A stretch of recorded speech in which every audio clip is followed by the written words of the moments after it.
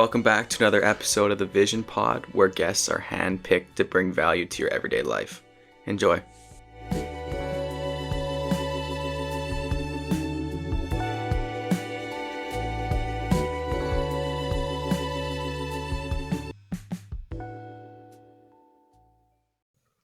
Today's episode, I interview my sister, Maya Casey.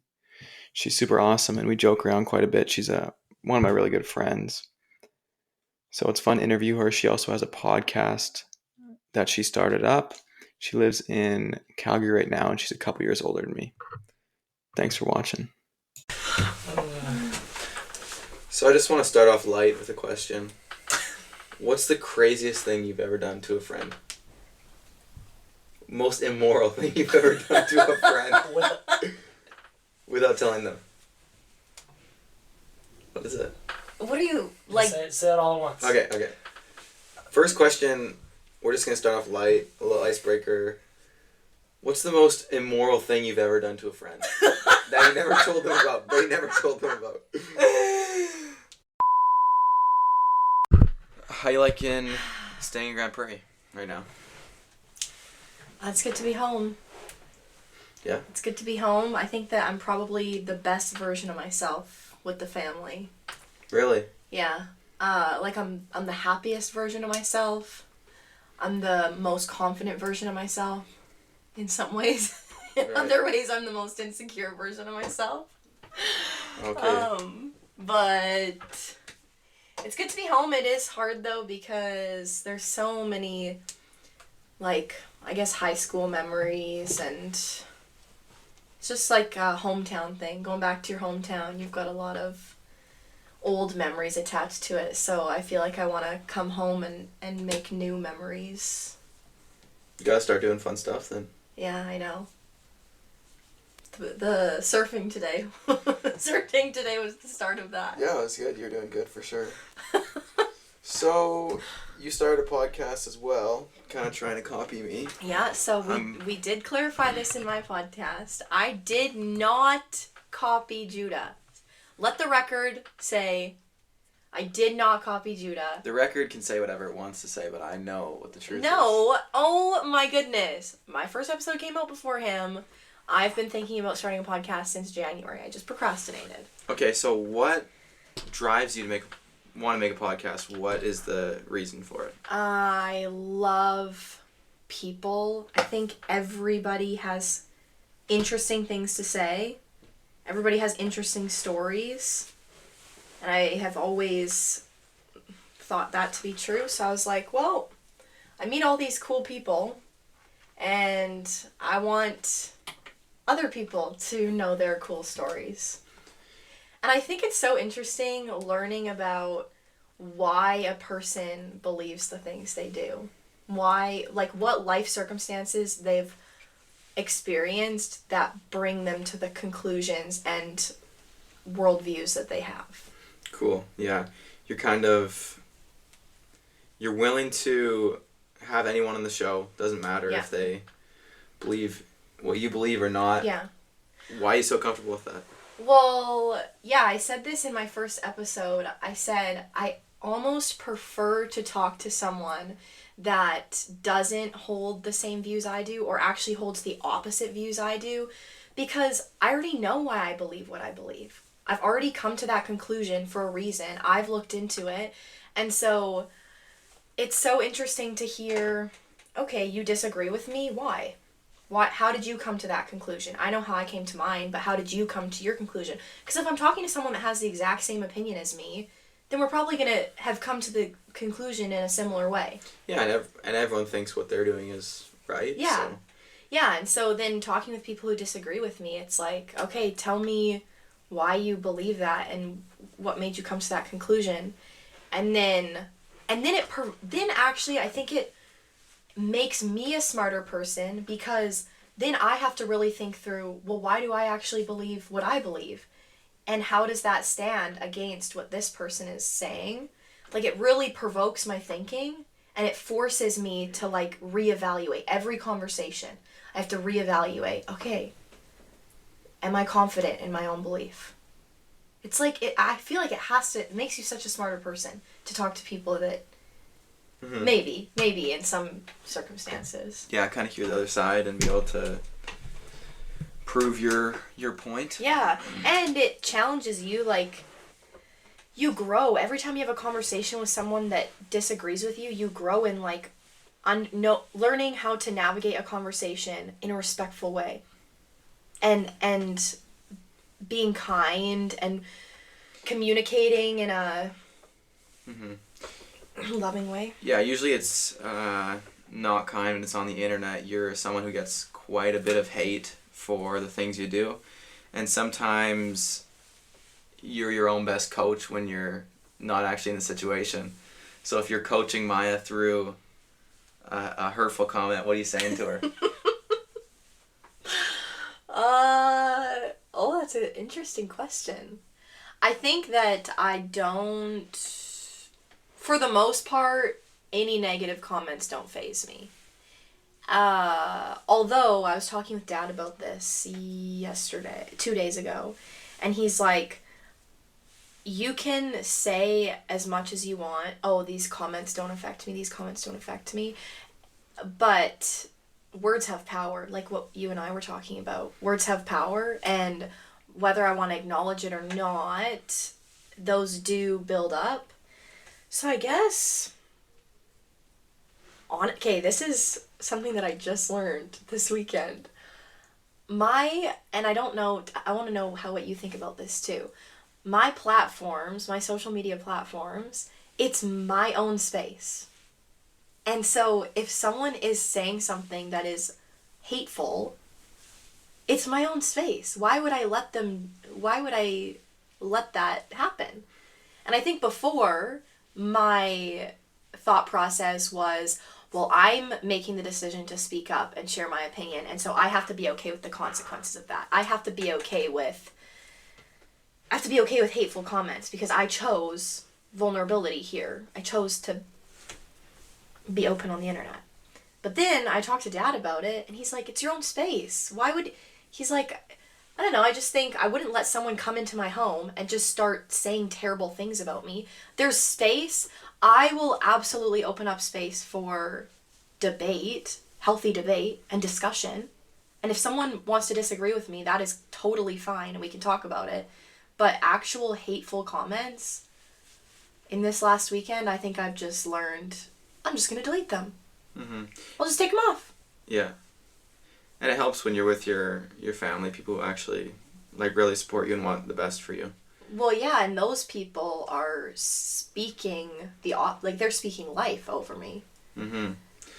You are one of the people who has created the most friendships out of anywhere you've been. You always have 7 new friends that you'd want to introduce me to.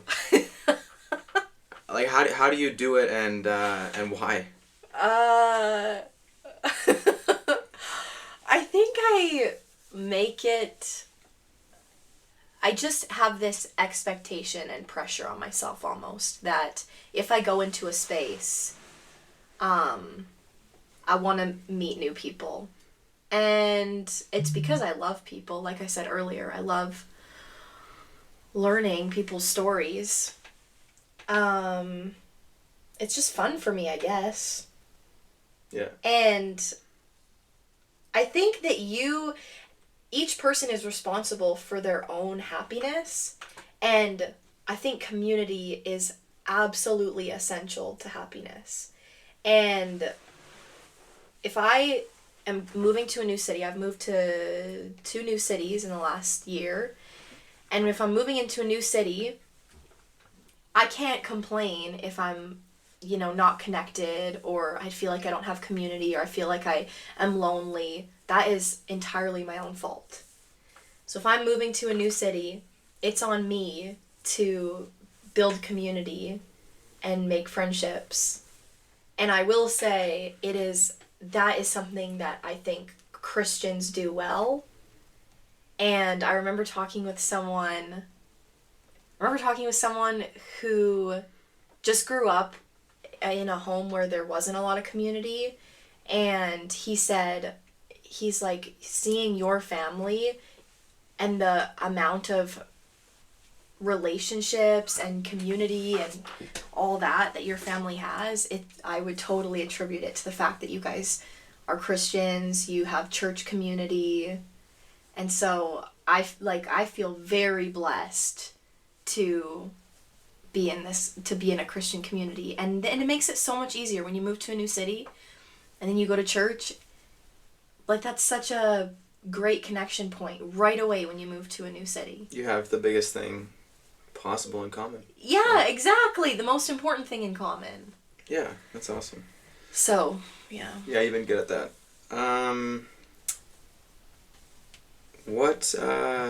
What makes you so interested in learning so much about the Bible and learning about different, like, kind of hidden things, I guess? Right. I listened to an Upper Room sermon probably 2 years ago, and this sermon was talking about how, have you heard this before? Tell me if you've heard this before. I think I told you about it. How God making the covenant with Israel at Mount Sinai is a wedding. Have you heard this? Please share. Okay, so, I don't have my Bible with me right now. I wish I did. But I think it's Exodus 12 or 13, somewhere around there. And God meets Israel at Mount Sinai, and I think he had just given Moses the first tablets, the first 10 commandments, I think, if I'm remembering correctly. And there's this cloud that comes over the mountain. The whole congregation of Israel is gathered at the base of this mountain. And God had said, when he was telling Moses about this covenant he was going to make with his chosen people, he said, I will take you to be my people. And that language, I will take you, that is what Isaac says when he takes Rebekah to be his wife. That's what Jacob says when he takes Rachel and Leah to be his wives. That's what Abraham says when he takes Sarah. So that is marriage language, first of all. God saying, I will take Israel to be my people. He's saying, I'm going to marry Israel. And then this cloud that rests over the mountain is, in Jewish weddings, they have a canopy over them. Yes. This cloud rests over the mountain and the people. This is a canopy over God and his people. It's a wedding. And then the 10 Commandments is the vows. And what is the very first vow? You will have no other God before me. You won't take another husband. And what do you say in your wedding vows today? It's like, to having told all this stuff, like, you're committing, you are the only person I'm going to be with. And that's what Israel was saying to God. They're saying, you are the only God that we'll have. So the 10 Commandments were the vows, and then the law was the marriage certificate, if I remember correctly. So I listened to this sermon from Upper Room, and that blew my mind, because I always had this idea that the Old Testament and the law was this bad thing, and, a lot of people have this mindset that Christianity is just a bunch of rules that you have to follow. And then that totally changed my perspective, and it was so beautiful. That's so beautiful. That's such a beautiful picture.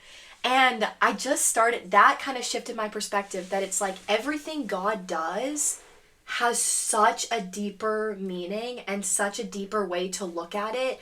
And when you see it, it is so beautiful. It's so beautiful.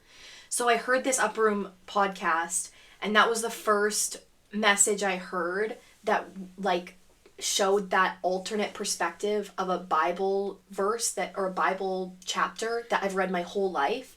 But then this new perspective, and it made so much sense. I don't know. So I just have started to really, like, the more you understand the culture, like Jewish culture, or the culture of the Old Testament, and, the Israelites walking through the Promised Land, and then the first few kings. And this year, I've read through the Bible 2.5 times since January 1st. And so that's really provoked my passion for it as well, because when you read the whole entire story from from God choosing the Israelites to like the restoration of Eden in Revelation. I don't know, it just, the more you read through the whole Bible, the more the story starts to make sense. Yeah. Greatest story ever told. Yeah, and it's so cool to, I'm going through it really slow this third time that I'm reading through it, and I'm really, like, I want to understand what, even going to Exodus, like, I have looked up the map of where the Israelites traveled, and then it's so interesting in Joshua how Joshua divides up the land once they, start conquering it. And he starts dividing the land, and it's in ways that was prophesied years and years and years before. Like when Jacob, this is crazy, when Jacob blesses his sons, the 12 tribes of Israel, some of the things that are in that blessing come to fruition. It's not even a blessing. It's honestly a prophetic word, the whole thing, to all of his sons. Some of those prophetic words come to fruition when Joshua takes over the promised land and how he divides the land up to each of the tribes. And so it's so intertwined. And the more you read it, the more you realize how intertwined it is and how intentional God is about absolutely every little thing. It's so cool. So I kind of, what was your question? It was like, why are you interested in... Yeah, what got you into it? That's good. Yeah, so I think that answers it. Kind of uncovered some stuff that you hadn't realized before. Yeah.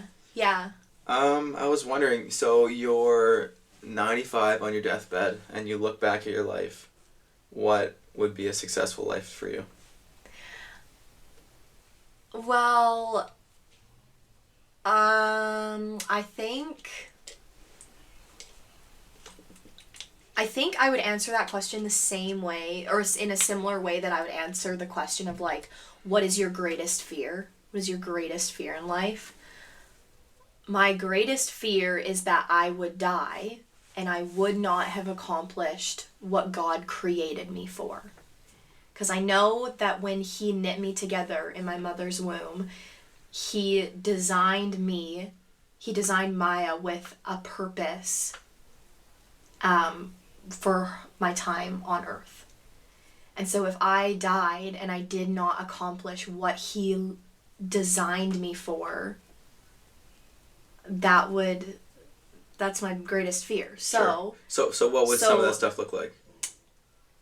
Whoa, if you can try to, like, what do I think I was designed for? Yeah. What because if you look back and you maybe say you ran a Fortune 500 company, or you had 12 kids in the most beautiful garden in all of Alberta. Wait a minute. So I think you got it. Nail on the head. Okay. I think that I think one of the gifts that God has given me is I have an influential voice, and like I've had a few prophetic words spoken over me kind of in relation to that. And so honestly, I see myself kind of as an evangelist. I see myself influencing big groups of people, maybe specifically youth. So I don't know what specifically that looks like. I really believe that God is maybe directing me right now, and in the future will direct me to a very specific ministry to lead. So there's one aspect of what I feel called to, but also I absolutely believe that I'll get married, and that I think I'm called to have a big family. That is something that I'm actually very passionate about and could talk about a lot, is just family. Yeah, and for those who obviously can't tell, she's grinning while saying that as big as possible. I really believe that we're supposed to be fruitful and multiply, that we're supposed to have lots of kids. And that's one of the best things we can do as Christians is just have big families that love Jesus. So yeah, I believe that God's going to give me a ministry where I have an influential voice, maybe with youth, and then I am going to raise a lot of kids. I'm going to raise a lot of kids who love Jesus and who are also going to do incredible things for the kingdom.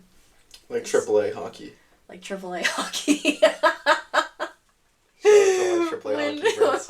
when we were growing up, Judah would always say that he would never put his kids in piano lessons. He would just put them in hockey and buy them $4,000 sticks and My little cousin Luther, he just made the AA team, and me and Cohen were like, he did what we never could. he did what he never could.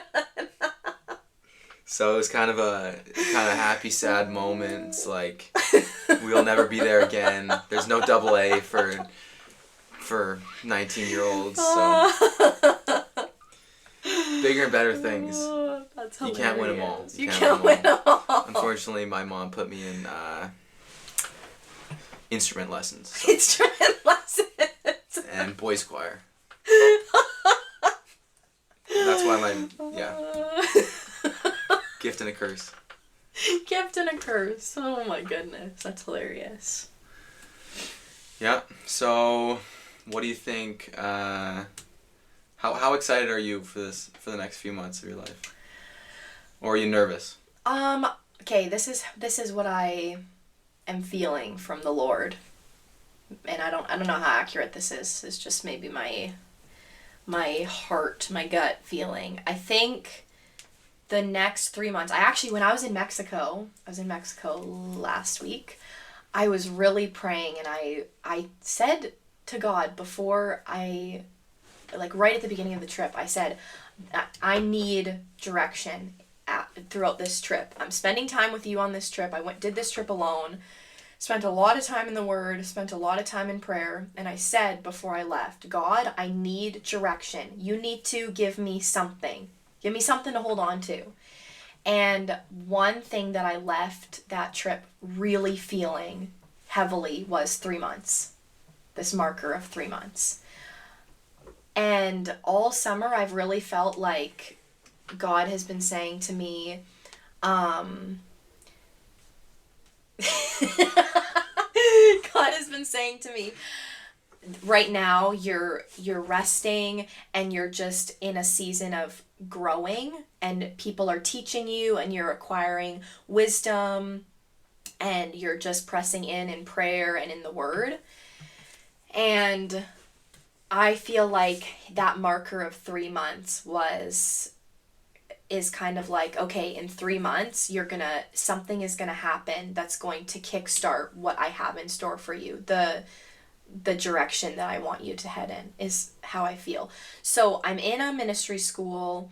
I think I'm gonna finish that off, and then I think some pretty big, without sharing too much, I think some pretty big, pretty exciting things are gonna start happening in January, and then specifically in May. Cool. I'm believing that for you too, for sure. When I was in Asia, the pastor, he liked to preach this verse, and he says it's one of the scariest verses for him in the Bible. And it's Hebrews 11:8. By faith Abraham obeyed when he was called to go out into the place which he would receive as an inheritance. And he went out not knowing where he was going. Oh. He just went out by faith, and that's yeah, good. It's definitely scary to not know what you're doing, but yeah, it's so funny when you look back. You can see all the moments that lined up perfectly, and he was there all along. You can see his fingerprint for sure. Yeah. I even see that looking back on my life now. So. Mm-hmm. That's cool. You were huge into politics when you were younger. What completely drew you away from that? Yeah, I was very passionate about politics, and in a very polarizing way. Like I was very opinionated, and I think I was opinionated to the point of being disrespectful to opposing views. And I'm I'm still very strongly opinionated. I still believe what I believe, and I'm confident in what I believe, but I don't talk about it as much. And I heard it articulated really well on a podcast. It was like the conversation of politics is often just complaining. It's often just complaining about what the government is doing or what other people are doing. And nothing really creative or new ideas or... Yeah, exactly. Exactly. I think it's important. For sure, the conversations are important. It's important to establish what you believe and why you believe it, and to be able to defend yourself, for sure. Because you need to be able to think for yourself, obviously. But after that, and I think it's important to talk about those things with people. I just think that, yeah, like I said, it's just a lot of complaining, and then I started to slowly get into the health and wellness world more so in 2022. So it was after I came back from YWAM, I started working out, and then slowly I got more interested in midwifery, and then slowly it was like, when I got interested in midwifery, it was this idea that God perfectly designed the female body for everything it's supposed to do. The female body does not have a flaw in its design that makes something extra hard. I don't believe that. Like, super, super hot take. But, and then I started to just think, well, there's no flaw in the human body for anything to function outside of the way it's supposed to function, right? And so it's like, where is sickness coming from? Where are diseases coming from? Where are cancers coming from? And then it really got me on this health and wellness rabbit hole. Rabbit hole for sure.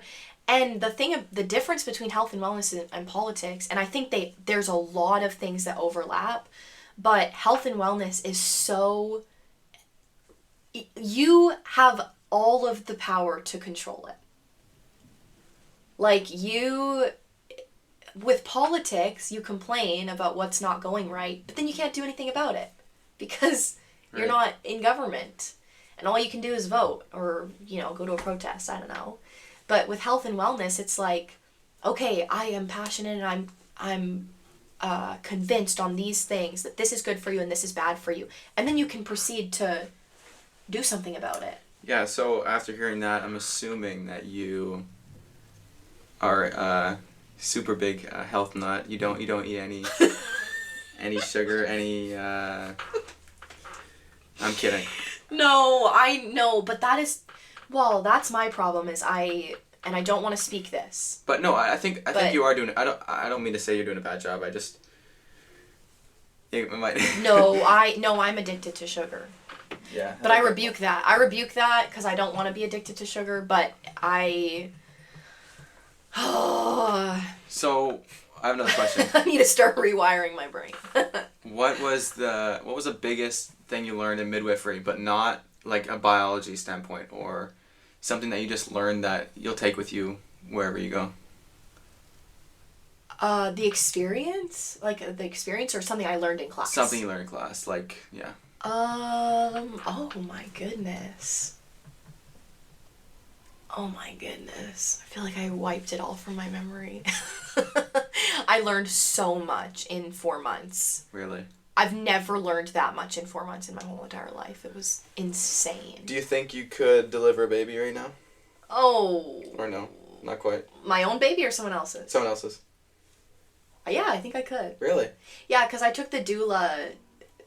Like, if something went wrong, I wouldn't know what to do. But I took the doula course. I don't know. I think it's all about mindset. And if I'm with a woman who is excited and confident and she's not scared, she's not afraid, and she hasn't had any other complications throughout her pregnancy, then I would not be worried being alone in a room with this woman who's delivering her baby.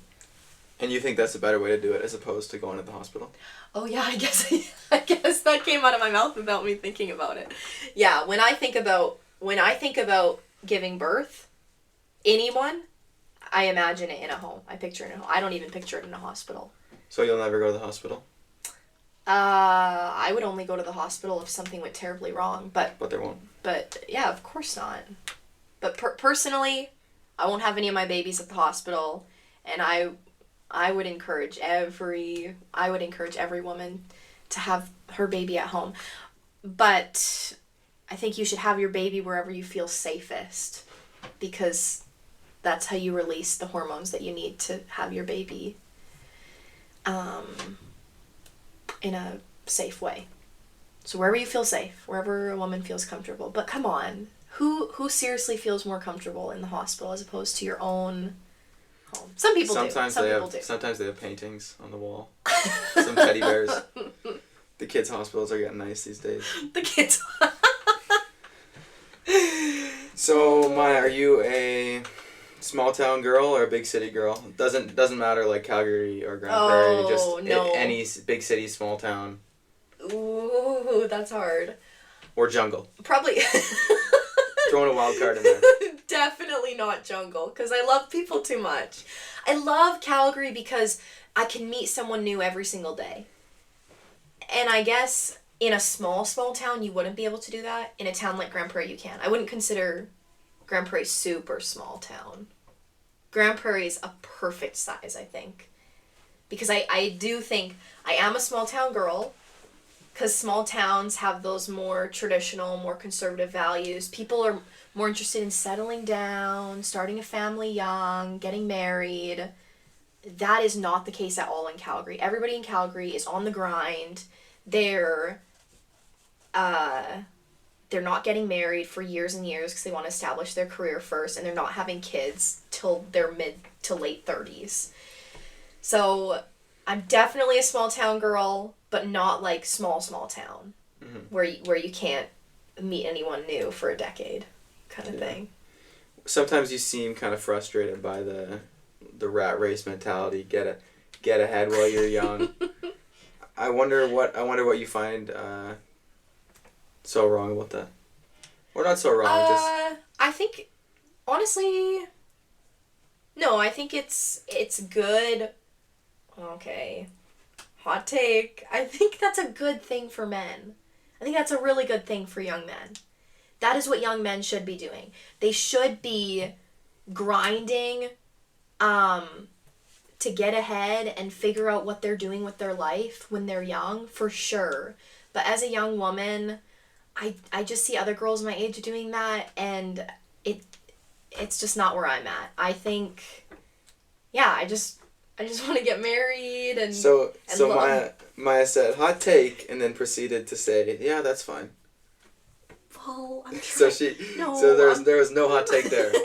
No, I'm trying to be really Dialed back. Yeah, I'm trying to withhold my true passionate feeling about this. It totally ties in with my strong belief that we should get married young, have lots of kids, and that women should be at home with their kids. That women should raise their kids at home. Mm-hmm. There's a hot take. Yeah, I think it shouldn't be so hot of a take, but... And I guess I think it's okay. I'm not trying to hate on a woman who's not at home with her kids, but if you ask me what I believe about the way we were designed and created to function best, then absolutely mom should be with her kids all day. And then you'd go with that homeschool route as well. Oh, for sure. For sure. So yeah. So you have your language arts, your science, your math, your gym. What's the other one I'm thinking of? Social studies. What subject are you adding in? Are you adding in a Bible class? Ooh. What are you thinking? Identity class? Yeah, probably Bible. Because what you said in my podcast, the Bible is the foundation of all wisdom. Everything that you need to know about life is in there. Mm-hmm. So, definitely Bible. Anything else? Anything else you've... Maybe like Economics 101? Well, I was thinking that. I was thinking money because, I don't know, I feel like everybody's like, oh, they don't teach kids how to deal with money in high school. So... But you You just hear that. You have no idea. Here's what I'll say. I think, once again, okay, I just think that's amazing for men. I think that's great for men. You are actually not very big on business conversations or money conversations. I hate it. You'd rather... Talk about anything else. Talk about anything else. The weather. You'd rather talk about the weather. What's going on there? I don't know. It confuses me. I don't care much about money, I guess. When I was a kid, all my finances and all of that, I feel like even now, like I'll ask my dad questions about my banking. And when I get married, I just want my husband to handle that. Moral of the story, Maya is willing to hear a story from the radical opposite side of her, but not money talk. It's just, here's the thing. If Judah wants to have a conversation with me about money, I will sit there and I will listen to him. I will have no idea what he's talking about. That's the thing. That's fine. Yeah, different. Yeah, it's. There's few things in this world that I can't even be in a conversation with because I'm so confused by them. Money's one of them. Engineering's probably one of them. Rocket science, I guess. Yeah, rocket science. Microbiology. That would be interesting. But no, money and business talk would be in there. I like business talk. I like business talk in terms of marketing and what people want, how you sell a product. That's interesting to me because that's a lot about the philosophy. Psychology. Right? Psychology. The philosophy. I think I really like psychology. Yeah. Just the way people think That's and the way things work. That's probably... Yeah, give me a book of psychology of anything. I think it'll be interesting for me. Yes, 100%. Especially because 100%. You don't want to try to memorize something. You want to try to understand it and why. Yeah. It works the way it works. Yeah. Exactly. Okay, cool. That's a wrap for the podcast. You're not going to ask me who I would go for dinner with, dead or alive? Don't you ask all your guests that? I've never asked anybody that. What? Who did I ask that? 3 people. What do you think I would say? I can ask her the question, who would you want to go out for dinner, dead or alive? Seems like she has an answer for it. Seems like she thought she... I actually didn't have an answer for it. I just thought you asked every... Maybe C.S. Lewis. That was awfully quick for not having an answer. Yeah, that was just top of my head. C.S. Lewis? What would you have a conversation with him about? Oh. That might be a little bit above your pay grade. C.S. Lewis, Maya. I don't know what I would talk to him about. I would just say, tell me about Jesus. That's what I would say. Say, tell me about the Bible. I don't know. Who's maybe I'd talk to a theologian. Just someone who knows the Bible really well I'd love to talk to. Cool. Probably. I'd talk to Jesus. Cool. Okay, one more question here. I know I said that was the last one.